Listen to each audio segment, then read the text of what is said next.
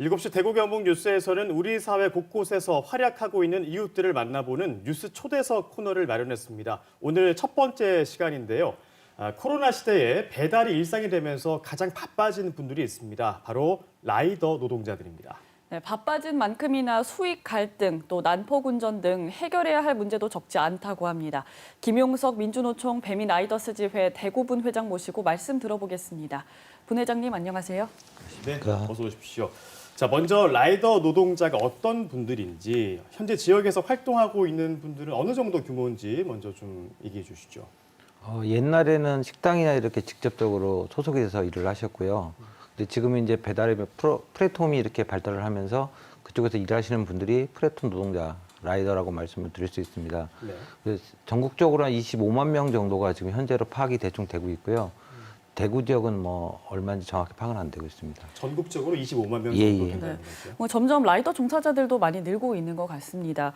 그럼 분 회장님은 어떻게 이 일을 시작하게 됐는지도 궁금합니다. 네, 저는 그 전에 신문 직업을 했었습니다. 네. 근데 이제 신문이 사양 산업이 되다 보니까 이제 그하고 처가가 있는 대구로 내려왔습니다. 근데 네. 이제 오토바이를 오래 타다 보니까 이제 하던 거 있으니까 계속 이제 하게 됐습니다.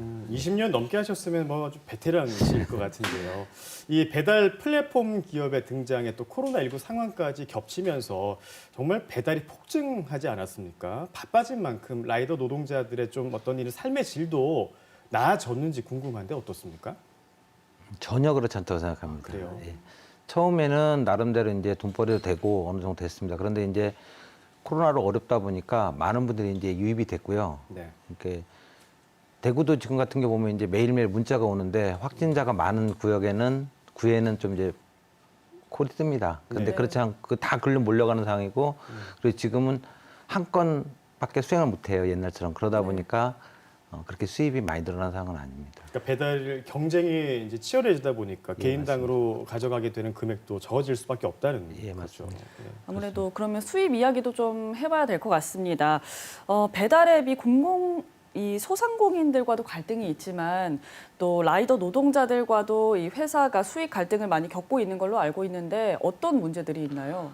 전에는 라이더 한 명이 4개, 5개씩 같은 방향을 가지고 갔습니다. 네. 근데 지금은 이제 이 단건 배달을 해서 하나씩 배달을 가죠. 그러면은 처음에는 이제 그 금액을 좀 많이 쳐줬습니다. 하나씩 가면 수입이 많이 감소를 하니까요. 그런데 이제 라이더들 유입이 많이 되니까 지금은 옛날 5개 가지고 갈 때랑 지금 1개 가지고 갈 때랑 금액이 똑같습니다.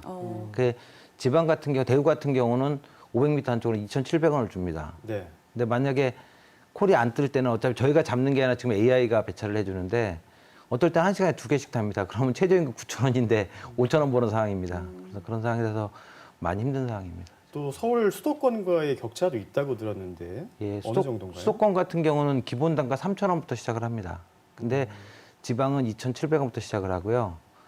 근데 회사에서 이 업장 가게들에서 가져가는 똑같습니다. 그런데 지방 차별을 많이 받고 있습니다. 지금. 수도권과 지방의 라이더 배달 단가가 통일이 돼야 된다는 거죠. 예, 그래서 예. 저희 조합에서는 금년도에 이제 임금 협상을 하는데 8월부터 합니다. 그래서 수도권과 지방, 그러니까 전국 그 기본 요금 동일화를 지금 요구하고 있습니다. 네. 그리고 또 도로에 라이더들이 늘면서 운전자 불만도 커지고 있습니다. 아무래도 좀 일부 라이더들 문제도 있겠지만 끼어들기나 고개 운전 같이 난폭 운전들이 많이 늘면서 시민분들도 좀 위협을 많이 느끼고 있는 부분도 있을 텐데 실제로 사고도 많이 증가하고 있어요. 개선이 필요하다고 느껴지지는 않으신지 궁금합니다. 맞습니다. 그래서 저희도 지금 저희 조합원들이나 라이더들한테 지속적으로 안전 교육을 하고 있고요. 그런데 이제 문제가 있는 게 이 단가 체계에 문제가 있습니다. 네. 쉽게 해서 점심시간이나 저녁시간에는 한 건을 가져가면 4,000, 5,000원을 줍니다. 네. 그런데 그렇지 않은 시간에는 한 건당 아까 2,700원, 2,900원을 줍니다. 그러니까 라이더들이 점심시간, 저녁시간에 진짜 막 무리하게 운전하는 건 사실입니다. 그래도 이제 저희가 계속 지금 교육을 하고 있고요. 네. 쉽지는 않습니다. 그러니까 배달이 몰리는 시간과 그렇지 않은 시간대에 배달료가 다르게 책정이 되다 보니까 무리해서라도 할 수밖에 없다는 네, 그런 맞습니다. 말씀. 이 부분도 좀 개선이 필요하겠습니다. 예. 그리고 경북에 이어서 대구시도 공공 배달앱 대구로 이제 곧 들어가는데 정식 운영에 지역 라이더 노동자들에게도 도움이 될 거라고 보시는지 또 공공의 활성화를 위해서 어떤 점이 더 필요하다고 생각하시나요?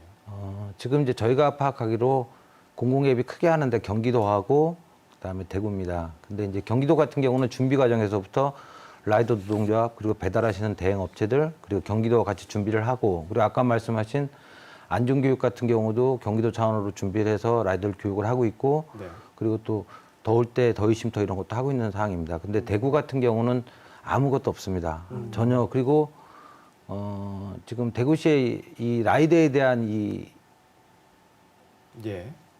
대구시에서도 근데 네. 노동자의 권익을 향상시키기 위해 노력하겠다고 얘기했는데 달라진 게 없었던 모양이에요. 원래 제가 듣기로 금년 여름에 아까 말씀드린 라이더 쉼터, 그러니까 뭐 네. 생수라도 주는 것을 수송구하고 달서구에 설치한다고 얘기는 들었었습니다. 그런데 네. 전혀 그런 게 없었고요.